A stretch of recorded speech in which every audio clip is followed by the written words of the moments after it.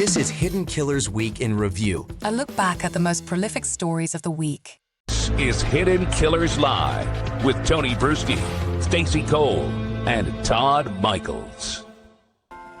We love to tell ourselves that justice ends at the verdict. But in America, justice often just kind of changes platforms a little bit. Bryan Kohberger can't leave his cell, but his story sure can. And in Idaho, that's where there's no son of Sam law. That story could make him money. Free speech is sacred, but freedom to profit from murder? That's not right. That's an oversight. Eric Faddis is joining us to discuss, former prosecutor and defense attorney. Eric, when you hear that convicted killer, Bryan Kohberger, could legally make money off of his story, off of his crimes, what's your first reaction as a prosecutor or just as a human being? Yeah, Tony, I mean, when you go out and slaughter innocent people, you shouldn't be entitled to some kind of benefit for that, some kind of monetary windfall for those horrible misdeeds. And so that's my initial impression. I think that's how a lot of society sees it. You know, on the other hand, there are interests regarding free speech and that kind of thing. And so it's sort of a balance that the courts and legislators have to look into. And it looks like it wasn't adequately looked into, at least in Ohio. And the thing is, with the Son of Sam laws, it's kind of a quilt of it across the United States. Every pattern, every square, a little bit different in terms of what it allows for and what it doesn't allow for. And some patches of that quilt are just blank. And that would be what Idaho is. There's nothing there. No thought put into it because there's never been legislation on the books for it. And where it is on the books, a lot of places it's been watered down, it's been changed, it's been this, it's been that, some have stronger ones, some have weaker ones. Idaho never passing one in general. I mean, walk us into what that means in plain terms. What's legally allowed and what shouldn't be in Idaho? Yeah, you know, Tony, I mean, these laws had come about. The Son of Sam law came about in New York, where they had a mass killer, the Son of Sam. He wanted to profit off his crimes by writing a book, and they said, hey, no, you can't do that. You know, I'm not sure Idaho perhaps envisioned that they might have some mass killer who might want to do this there. Perhaps they should have, but they didn't.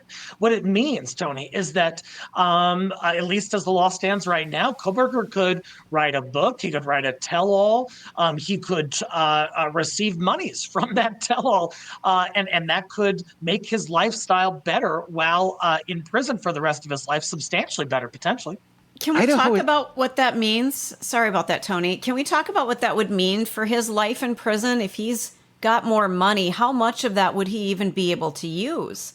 Would it even be worth it to him? Stacey, I think it would because, you know, there are a number of ways you can improve your situation while in prison.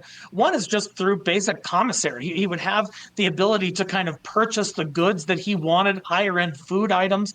One thing that can do is that can be used as money in prison, and he can make trades. He can gain loyalty and power and influence potentially, and protection as well. On top of that, you know, he could send money to other inmates. I mean, just talking hypothetically, but possibly prison gangs to try to get protection therefrom, to try to get them to do things he wanted them to do. And so there is really a cascading effect of such an inmate receiving substantial funds, even though they are locked up. So there's no limit on how much he can use per month, that kind of thing. There may be institutional limits at different facilities, but that being said, if you're sitting on, you know, tens or hundreds of thousands of dollars or more, and you're going to be in there for the next 40 plus years, that has a cumulative effect over time. It's almost, I mean, I guess the way I would try to think about it would be almost like a video game. You're playing in the world of that prison, and there's certain limits as to what you can put into your container of goods of what you can add to it. And if you got, you know, enough points or whatever in the game, you can max that out. You can, you know, get everything you need, everything that you could possibly within the confines of the limit.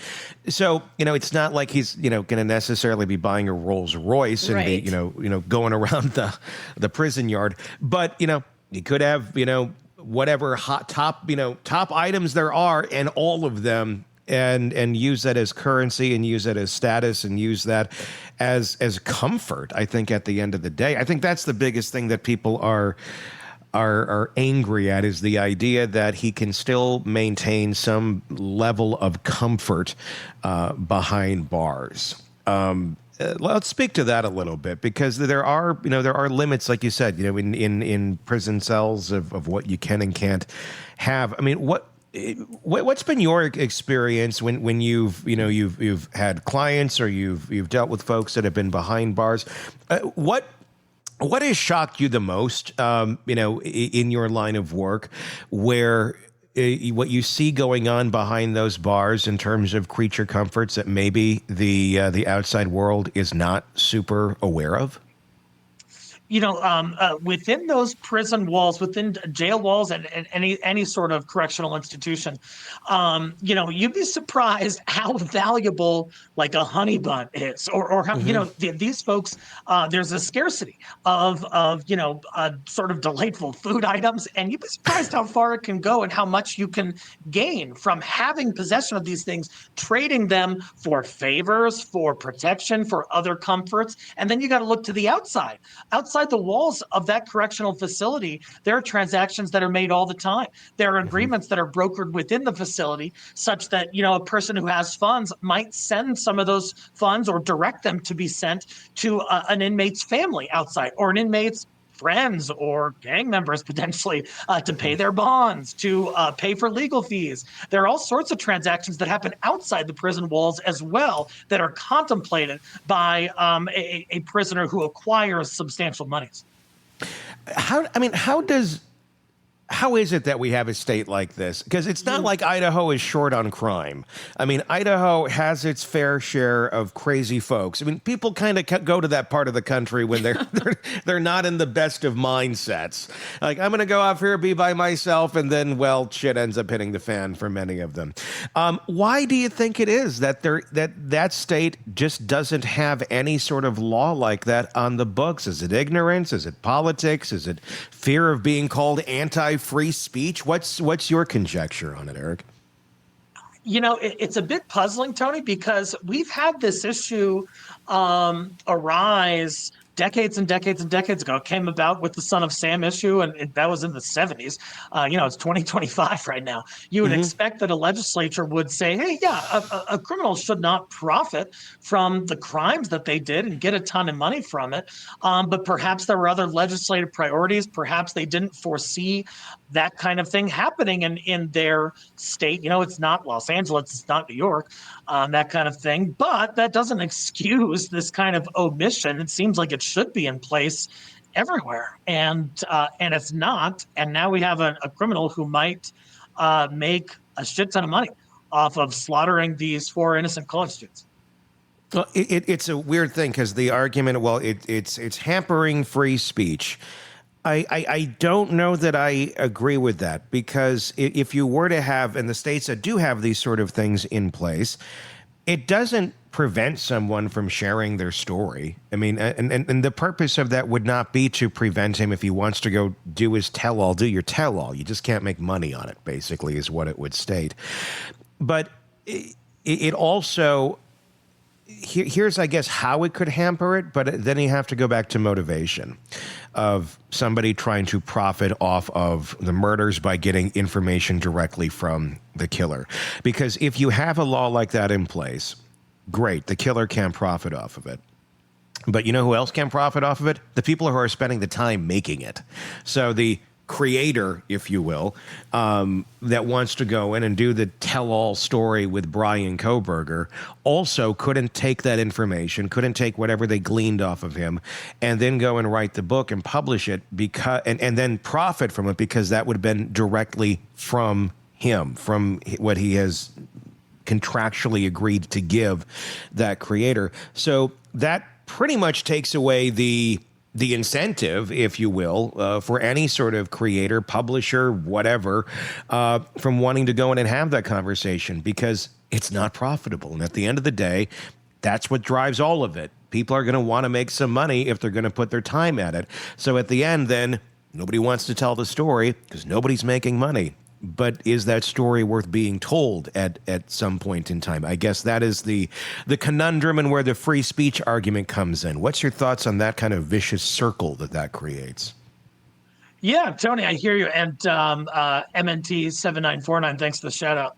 Glad you're here. So when it comes to free speech stuff, I'm aligned with you that, hey, these people should be able to express themselves in terms of making statements about this matter of public concern, this crime that they committed. But that's where the line should be drawn is the making money piece. When you think about things like other expressive activity under the First Amendment, you can make provocative, risque art, but you can't make child exploitative material and say, oh, well, it's just expressive. I'm just expressing my free speech. The law does draw lines there. Free speech is not absolute. And I think the line that is being established, hopefully, is criminal profiteering. So, yeah, you can talk about your crimes, but you can't cash in on them after the fact. But there are, like you said, sort of workarounds where different producers and media teams can, in a roundabout way, try and profit from that. And, who's to say that those profits would not go to Kohberger's family, would not somehow, through a convoluted chain of transactions, get back to him. There are a lot of issues that abound when we talk about these productions of art regarding these crimes. Stacey, do you have a question? I do. I want to know, can the families get out ahead of this? Can they file some sort of preemptive injunction before things happen, or do they have to wait? Almost like, we'll put up the stop sign after a bunch of people die at the intersection, kind of a concept. The thing is, Stacey, they would have to have a law on which they could hang their hat, on which their motion or request to the court or whomever would be based. And when you have in Idaho a lack of such a law, they can't just go and say, hey, this would be terribly unfair. You guys shouldn't allow this. They kind of need a legal mechanism by which they could bring that to some kind of arbiter like a court. And no such legal mechanism appears to exist in Idaho. So the family do have other roundabout civil remedies that they could try to sort of obstruct Kohberger's ability to get money from this. But in terms of a direct legal path to say, hey, stop this guy, I don't think they got it. Damn it. I mean, how has this worked in other states when they are realizing, oh, shit, this guy could start making some money on this? Obviously, if there is legislation in place, it's there. But, is this something where they can get out ahead of it in other ways in terms of getting something in place? And if they were to say get some sort of legislation in place that says you can't profit from this, would it be applicable to only cases going forward after that? Or would it be applicable retroactively towards Kohberger? So that would depend in part on the nature of the legislation, the provisions therein. Legislators can put in provisions for retroactive application, and there are sometimes some legal challenges to such a provision. But even if it was only prospective prohibition of saying, hey, Kohberger, you can't write a book and make a bunch of money from it, if they were able to get that law in place before the book was published, that would still probably prevent any criminal profiteering from some subsequent piece of literature, if you want to call it that. So it is possible, if the legislator acted quickly, that they could try to improve this issue, but they haven't. Is there an argument here where it would discourage not want to say exploiting the case, but studying the case? Because it all comes down to how the case is being looked at. For example, Catherine Ramsland's book about BTK. That was a very clinical look at Dennis Rader. Rader is, I don't know the monetary logistics of it all, but I don't believe he profited from it from any way, shape, or form. I'm going out on a limb and guessing she did because, she's a clinical psychologist, a forensic psychologist. And I'm not saying that's wrong that she did. She's doing this from a very clinical type place. She's not coming to it from a creator, a podcaster, a whatever, some News Nation, whatever it may be. It's a very different way, shape, or form. Should there be, and I guess, are there any provisions in the states that do have these sort of laws in place that recognize the difference between someone that's, strictly for profit, we're creating entertainment, we're creating things for people to consume and making money off of it, versus I'm creating this, going to make some money off of it because my time is valuable, but I'm coming to it from a more clinical type standpoint. And that's exactly where the tension lies, Tony, because on the flip side of this issue, we want public access to information. The entire world, including the victims' families, we're dying to know sort of Kohberger's motivation behind this, the way he went about it, the details of it, whether he had anyone helping him. That's important to know, just from a epistemological standpoint, but also from a preventative standpoint. Hey, how can we stop this in the future? What red flags can we jump on? That were elucidated during this during a piece that explores how this came about and who this criminal was. That's certainly important, and I think really that the line that's trying to be drawn is that criminal profiteering line, where they're saying, "Hey, you can investigate, you can do a social sciences exploration of what happened here, but Kohberger can't be receiving funds directly from it. But then there's always the potential workaround of him indirectly receiving some kind of benefit." There's always going to be loopholes and stuff. I'm sorry. Go ahead, Stacey. Yeah, thanks, Tony. I'm curious. I don't know a whole lot about our penal system, about what it's like to be incarcerated. Somebody like Kohberger, where he just said, okay, I'm guilty. We're going to skip the trial. We're not going to see what I did. We're not going to see my motivation.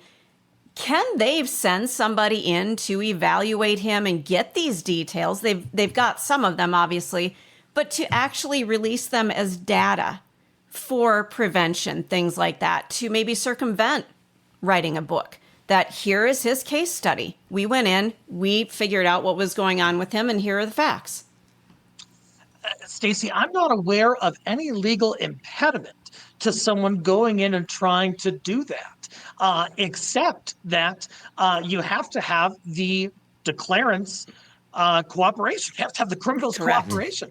And so how do you get that? Is he going to do it out of the goodness of his heart? But he likes the limelight, though. He likes the spotlight. He may like to be featured in some scientific article. So if you took it from that aspect, he might jump all over it. All about the approach. How you pitch it, basically. How you pitch it to him.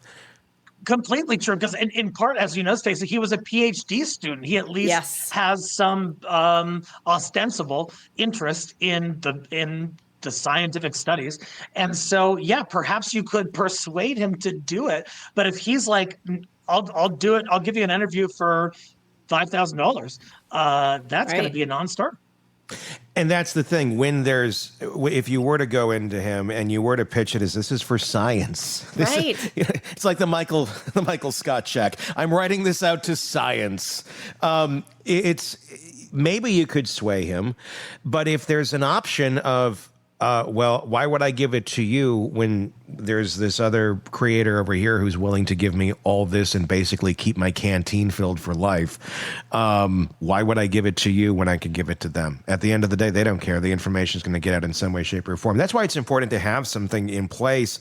So there is less choice. If you want to tell your story, you can tell your story, but you're not going to only take the paying options here to do it. You've lost that ability when you were found guilty or you admitted guilt in this case. Why is it, do you think, Eric, that we don't have national laws on this? Why? I mean, is this something that needs to be state by state? Because we have obviously judicial systems that are based state by state. Obviously, we have national charges too. Or federal charges, or you have state charges, and then everybody's in on different types of charges. So would it be difficult to basically have a federal mandate that says, well, this is how this works if they're in on a state charge like Kohberger is? I think it's a great question because I also don't see any legal impediment to having a national law about it. And in fact, there's probably some political will on both sides behind that. Not a lot of people are going to object and say, no, I want this killer to make thousands of dollars. It seems like that would be a relatively easy thing to get the political will to support. And Ruth City makes a good point in the comments too. She mentioned that Kohberger didn't share his motive and he will use that for a cash grab later. That was my suspicion. When such provision was not included in the plea agreement, they could have said, hey, in order to get death penalty off the table, you got to tell us your motivation why you did this. They did not include that. And I was wondering if Kohberger was keeping that close to the vest for a possible payout down the road. Why do you think they did that from a legal standpoint? Why on earth do you think the DA, who I've called Santa Claus several times on this because he has the Santa Claus beard, why do you think they didn't put that in there? The families wanted it. I think the public wanted it. I think humanity wanted it. Was that, I mean, it's quite an oversight to say it's just an oversight, but why on earth do you think that they did not make him talk? If you want to take this plea, great, but you're going to talk like they did with Rader, like they've done with others. With him, it does feel like he got off way too easy without having to say anything.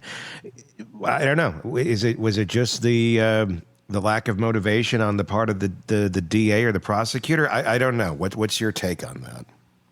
It's hard to say. I can only speculate, but I'm wondering, that's not a terribly common provision to be in plea agreements where the defendant has to give his reasons for what he did and talk about his motivation. However, it's not unprecedented. Like you said, it's happened before. They can build that into the plea agreement. I don't see any constitutional issue with that at all. And, if you want the death penalty off the table, why don't you come and at least tell these families, give them some peace of mind as to what happened and why you did this. I'm wondering if the prosecution was just sort of getting close to the trial. It was going to be a huge nationally publicized thing, a lot of pressure, a lot of stress.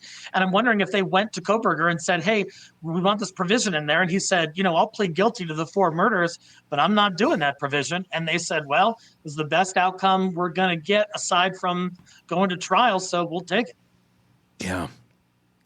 I think they should have called his bluff on that. I mean, at the end of the day, I just that I think will always, I know it's bothered so many people, and I think is one of the biggest mistakes in the way that case was handled. The reality is with all this, even if there is a law that's in place, even if there is some motivation here, and hope to God there is, so if there's any case that would drive some sort of legislation to be in place fairly quickly, I would think this might be the case for Idaho to get something on the books. Yeah. But at the end of the day, even if that is on the books, it doesn't stop anyone from going, I'm going to go fill Kohberger's canteen. And the reality is that is happening right as we speak. That's kind of what brought this conversation to light, is there's still a lot of pro-burgers out there. And I mean, there always has been these people. This goes back, as long as someone's been incarcerated, there's been some whack jobs out there that want to get married to them and somehow think they're innocent, and, they exist. I mean, to me, it's like, see something, say something. Those are the unstable folks. Maybe we should lock up as well, because there's something wrong with you if this is what you're doing. But we don't live in that type of society. That would be the Tony land, which I don't think anybody wants to live in other than me. But the thing is, people can do that right now. There's nothing in place stopping that. Should there be something in place that stops the general public from having that ability to just on a whim go to the prison's website or however the hell they do it, and dropping money into the canteen of somebody that they feel sympathetic to? Or should that be limited to direct family or things of that nature? I'm not saying it has to be impossible for that to happen from the outside. They are human beings. There should be some level of this of where you could help someone that maybe be blood connected to you. But I don't know what that line is or where you would actually put that. This is really a possibility, Tony. I didn't know this. That you can do it right now. That's what brought this conversation But on. I get that. But like, you and I could just go put money in his canteen. Yes, we could. Do it for anybody. You could propose marriage to him right now, Stacey. That will never happen. I'm not saying you would, but I'm saying you could. Are you sure? Todd, you shut your hole. Your word hole needs to be quiet. How much have you put in Luigi's canteen so far? The guy works out. He's stacked. Okay, That's back it up. Hit the button. Yes. Okay. But We're no, not gonna- I had no idea yeah, that the yeah. general. Thank you, Todd. Yep. That the general public, for any inmate, could do that. I knew that people were giving money to Kohberger, but I thought maybe that was just people who were in his family, that kind of thing. I didn't realize that it was general public that could go and say, you know what, I've got an extra $40 this month. And unfortunately, that's what's happening right now with Bryan Kohberger. And that's just sickening. How is that even possible? Again, like you said, Tony, these people are human. They do deserve basic things. But where are we drawing the line here, folks? It's like the more infamous you are, the more you're going to get. Yeah. Yeah, it's definitely something that can be done right now. Luigi Mangione is getting a ton of love while incarcerated, pending his charges, and it'd be really a sticky situation to try and have a law that says, hey, Joe Smith, who lives in Idaho, you can do pretty much whatever you want with your money, but you can't give it to this guy. And Joe Smith might say, hey, what the heck? I see this differently. I think that the guy is innocent or whatever that they might think. And people are entitled to have, positions that are wrong and to take action on those positions. So I think the workability and the enforcement of such a law would be problematic. However, I think you could probably prohibit funding any sort of criminal profiteering, but then how do you distinguish, hey, no, I was just giving him money for the honey buns and not this, to set up this future media piece he wants to do? That would be tough as well.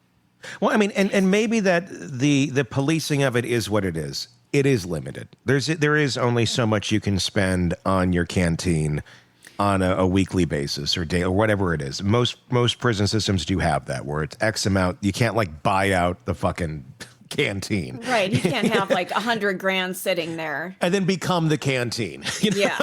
Because if you had that, then that you could do that. If you have endless funds, I'm going to buy everything, and then you can jack up the price and then resell it from your cell, or get shanked and have somebody steal it all from you. But I mean, that's where the regulation does come into place. But then it does give them an endless supply of whatever they want, within the means of that system. I don't know that there is a true mechanism that would truly stop this, because when you say, if you were to look at this case, Kohberger, you go, yes, heartless, evil bastard, no food for you. But that's my opinion. That's pretty much, I think healthy society as a whole's opinion.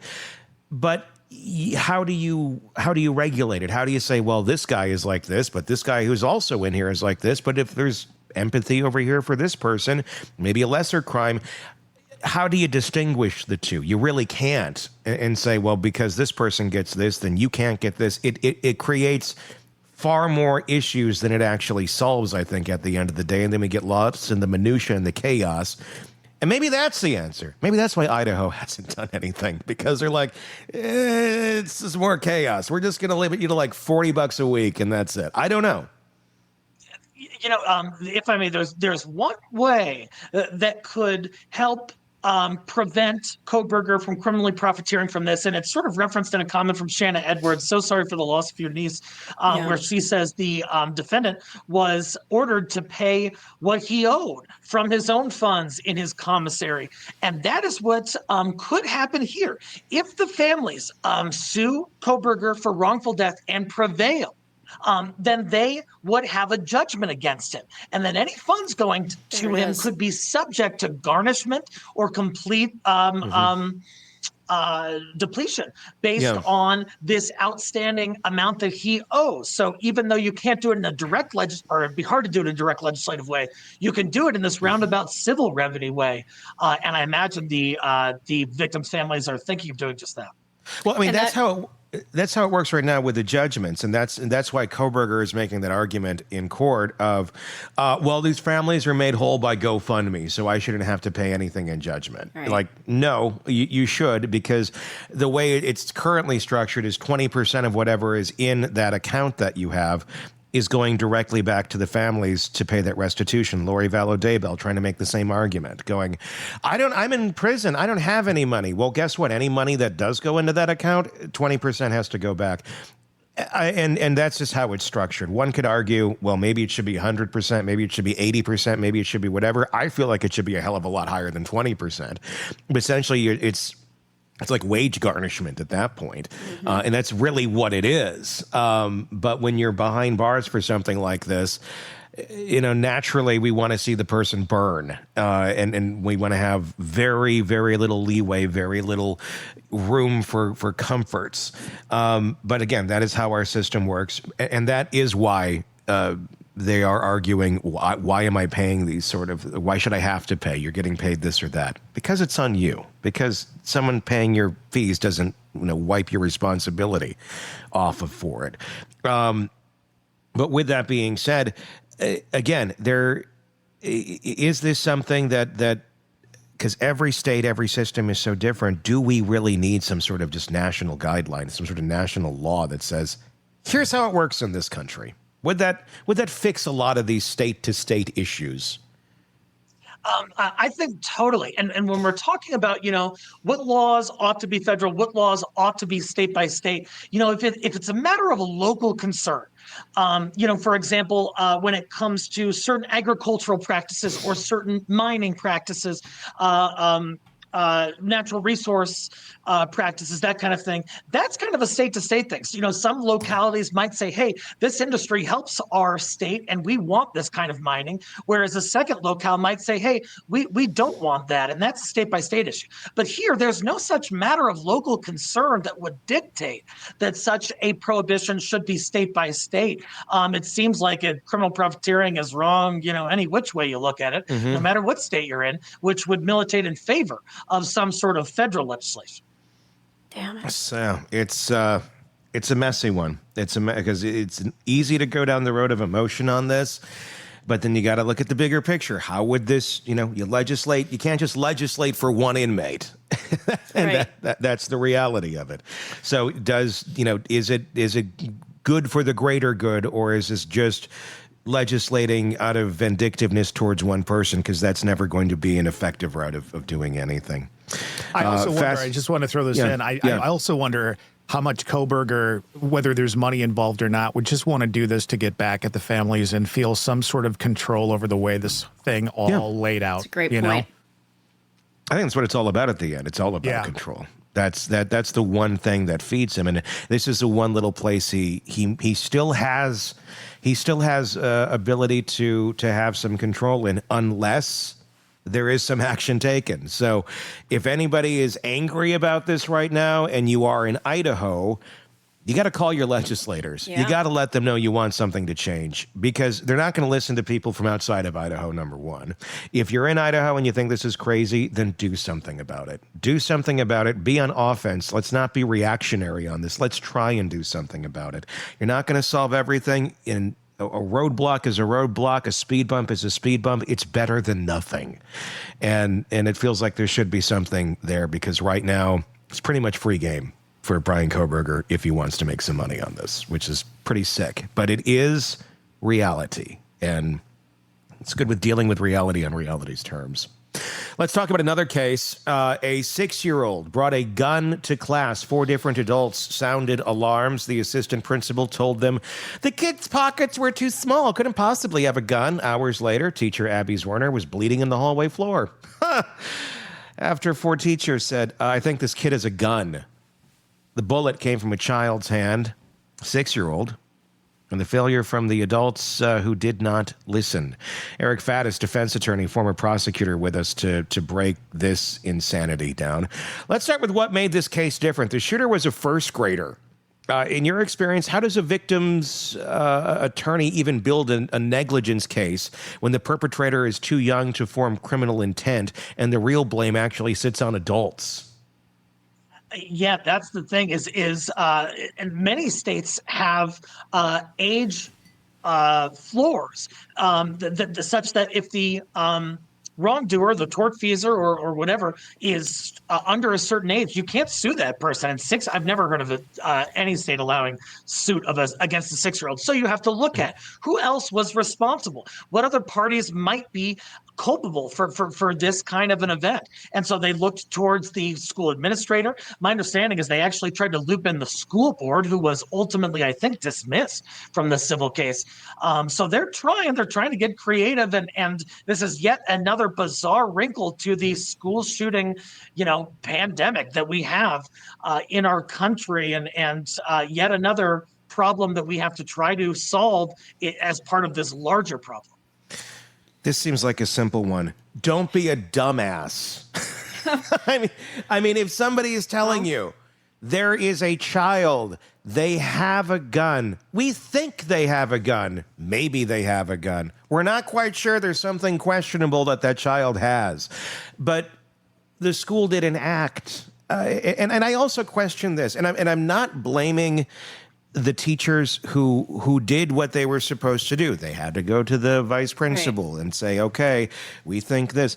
What on earth is going on in our country where if you're the teacher and you think the child has a gun, that you can't be the first one to go check out that bag? That somehow that child's rights supersede you going and saying, let me see your bag. This is where we live right now, where a teacher is in fear of repercussions towards them for acting in a manner that could protect not only that child, but all the other kids around and themselves, because there could be repercussions. Well, you might be violating their rights. You might be doing this. You might be doing that. This is insane. I mean, it's adults running around in fear of the rights of a 6-year-old who might have a fucking gun? I mean, what planet did this become normal on, and how the hell did we get here? There is sometimes a departure between constitutional jurisprudence and common sense, because what we have here is, I think perhaps the concern by the teacher was that the child does have a Fourth Amendment right. It is less of a Fourth Amendment right against unreasonable searches and seizures than they would have outside of the school. They have less rights, but still some rights. And the school, if it's a public school, then they're state actors. And so they're kind of thinking to themselves, perhaps, hey, I don't want to violate this kid's Fourth Amendment rights and then be stuck with a lawsuit. But gosh, you got to weigh the potential evils here. And the other evil is that somebody gets shot in a school, which is happening with alarming frequency increasingly. So that there is sort of a tension between, hey, we want to make sure we're protecting rights, but then again, what about this common sense piece? What about this emerging problem in society? Should the Constitution and its jurisprudence kind of catch up to that? I think is a question a lot of people are asking.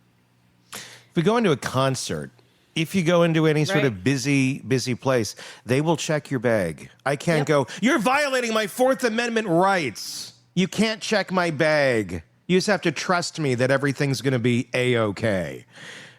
Why on earth? How is this not applicable in a school setting? So I think the distinction that the school would say exists is that, at a concert, you're talking about private entities, private individuals, and no one has a Fourth Amendment right against private individuals trying to search your shit, but you do have a right against public entities trying to search your stuff. So in the school context, the Fourth Amendment applies, whereas at a private concert with private entities, it doesn't.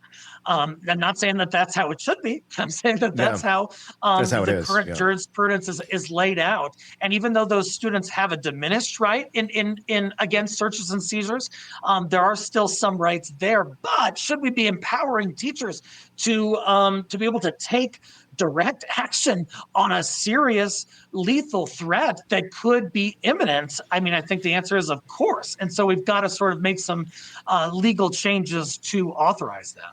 Well, and one of the things that they said, and I did some research on this, the district said that being shot isn't a normal teaching risk.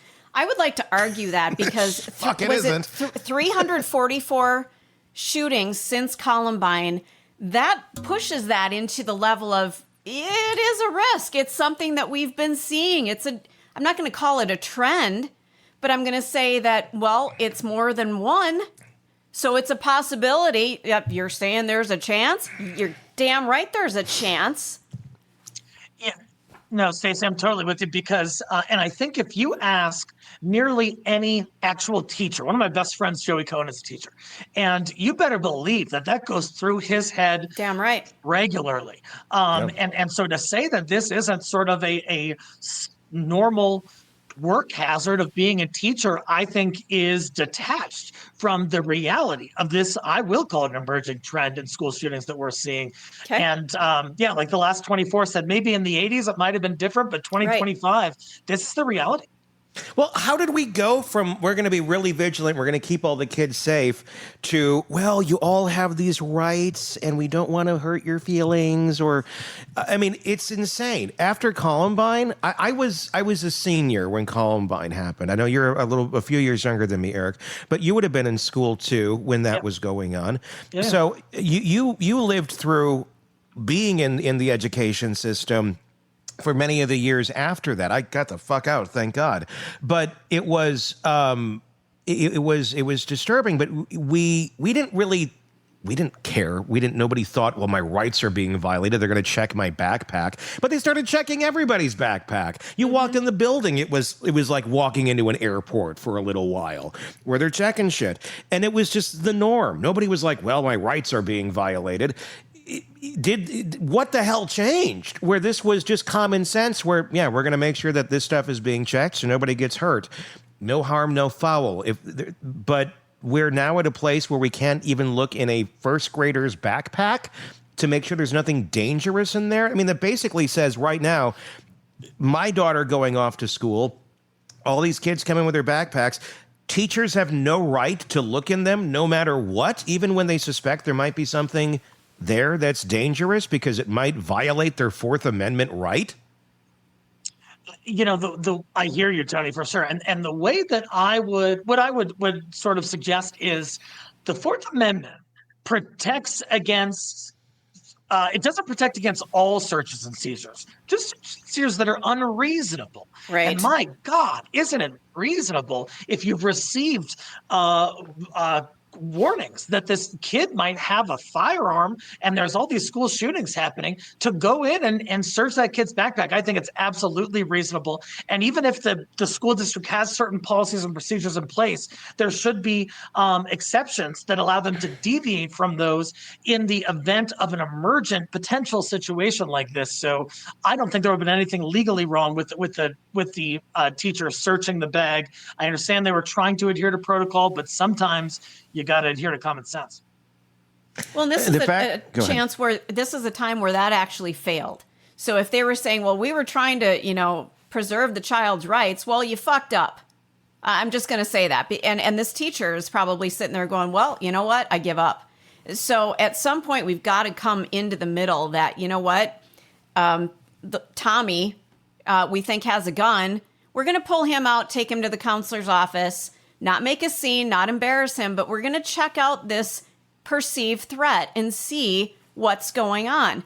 We need to get back to this point where we're protecting other people.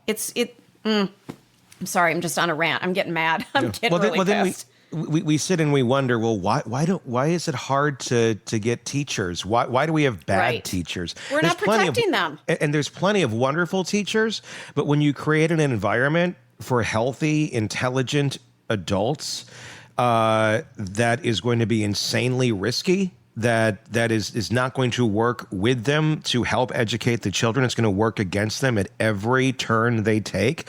You're going to end up with bottom of the barrel folks applying to be teachers. And the good ones Tony, you're going to be safer working at a Starbucks drive-through taking latte orders than teaching our next generation of kids. And making more money. Yeah. Correct. And that's the sad reality of our education system. Again, something we do nothing to fix in this country, a glaring red problem. And we're just like, well, oh, those teachers. Like, no, that administration, because 99% of these problems start with the administration operating out of fear of being sued. But maybe that's part of it too. I mean, and there are plenty of times to sue a school district. There certainly are. But but we also then get to the point where we're just solely operating on fear of lawsuits and not fear of children being killed. Right. And we're just not going to take the appropriate actions and hope that everything turns out good at the end of the day. And that seems to be how this went in this case. Yeah, totally. And to Gen Z 367's comment, being a teacher is so difficult at this point. They're constantly being scrutinized and ridiculed and condemned. And there are these parameters set on how they can even instruct their given discipline. And on top of that, think about is to teach anybody anything. I'm trying to teach my brother how to change something on my car, and he's an adult with a master's degree. That's hard as heck. Think about teaching a bunch of teenagers, ancient history or something. And so they have a hard enough job as it is, and now they have to deal with a lethal threat to their lives and perhaps being handcuffed in their ability to respond to it. Yeah, big problem. They are, and that's the insanity of it. It is such a broken system, and that's why it's getting harder and harder to find good teachers out there. And the good ones a lot of them have left. There's still several standing, but there's very few. I'm in my early 40s, and I can tell you, of all the people I knew from high school that went in, just like this woman did here, who went in and got shot. You go in rosy eyes, wanting to do the right thing. Thank God we have people who are willing to be teachers and put up with children and have the patience to put up with these children, and the horrible parents that are out there of these children and deal with those repercussions and still try to provide guidance. Thank God they exist. But at some point, there is a breaking point for every one of them.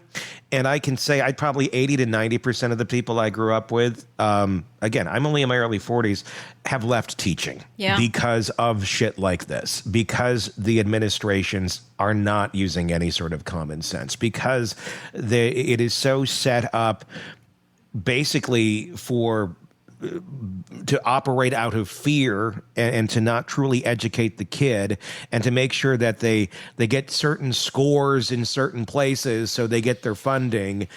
And I get it. You need your funding. But I mean, there's so many things messed up. I could go on and on and on about how broken our system is, where, I mean, especially with funding, like, okay, well, you have the worst scores. Let's give you the least funding. Maybe that should be a sign they need more funding because they need help, not less help. But that's how our system works. The schools that have the best scores, that end up having the best teachers because they have the best pay, end up getting tons of resources and tons of money. And the schools that are struggling, it's like, oh, you're down, let's keep kicking you. That's how the United States education system works. That's why we're in the problem we're in today. That's why we have the young adults that we have today. Poor decision makers, because this is the system they came up in, the system that fostered it. This is not a broken system. This is how the system is designed to work right now. It's our job to say, this is broken. We need to change it. It is currently working as designed. And that, I think, is something nobody wants to accept, because it takes some courage, it takes work, it takes effort, it takes energy to change something as difficult as this whole thing is.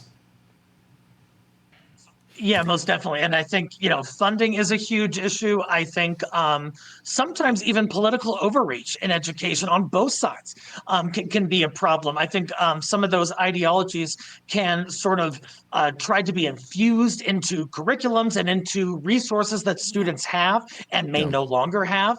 It can result in the students being less accommodated, having a slanted view on certain issues. And sometimes when there is not enough support for these students, especially those dealing with issues due to funding, due to politics, due to whatever reason, that contributes as well to the problem. Yeah. Yeah, I mean, it's an endless cycle, and it's like, okay, well, we fix this, but we got to fix. I mean, look at our conversation. It's like, yeah, well, if we did this, you still got this over here, and this, and then it just becomes, and at the end of the day, what do you do? And then, and we're paying our teachers unbelievably low wages. I mean, shockingly low wages. I've seen some of the entry-level salaries just appalling. around here. We're talking like 19,000 on some positions. Again, Starbucks working the drive-through. Less I'm not than. dissing Starbucks drive-through. That's I'm like not. you make more panhandling outside of Starbucks, probably. Yeah. Honest to God. And then we want you to, we want to entrust you with the well-being of our young people. And it's not to say that somebody, very well-intentioned, that money, I'll live in poverty because I believe in what I'm doing. Yeah, they will for so long. Mm-hmm. But then even, you've been there a long time and you get up around the scale and you're still not high. You're still not in many districts. New people that are taking over the senior people's salary. Yeah. It's just, it's so repulsive. Broken. It is so broken. It is so repulsive. And again, everyone is living in fear in every school district. Every person who has a job, they are living in fear of doing it wrong. And then they end up making the wrong choices because of that fear that they're living in. I experienced it just the other week where I got a call from my school saying, hey, we found this out. Your daughter reported this. And just to let you know, we let these other parents know what she found out. And that's it. Like, you're a mandatory reporter. Correct me if I'm wrong. Yes, I am. So what does that mean? Well, it means we have to report and you're calling the parents? Yes, we're just going to do that. That's not reporting. I'm sorry. Let's back up for a moment here. Mandatory reporter. What does that actually mean? What does it mean? And are you going to call? Well, we normally, yeah. So I blame and I don't blame people for those sort of decisions because there's a reason that there's a hesitancy to report certain things. Typically because something the administration said to them, because they don't want that bad mark on them. They don't want that bad PR. They don't want to be looked at as this. They don't want to be looked at as that. And that's how you get this fucking cycle that goes on forever. Look at the Devil's Den case. I mean, look at how they basically shuffle teachers around in so many districts like they do Catholic priests that molest kids. I mean, it's so freaking broken. It's insane. And it's an icky subject, so people don't like to talk about it either. But we did, and I'm glad we saved the world today. And, I was going to say, did we fix anything? No, but hopefully we opened up some people's eyes that didn't realize so. just how broken this shit show is. Eric Faddis, as always, thank you for coming on. Defense attorney, former prosecutor, Varner Faddis Law in Denver. Thank you so much for coming on, as always, Eric. Great to be with you. All right. Until next time, for Eric, Stacy, and Todd, I'm Tony Brueski. We'll talk again real soon. Want more on this case and others? Then press subscribe now and don't miss a moment of true crime coverage from Tony Brueski and the Hidden Killers podcast.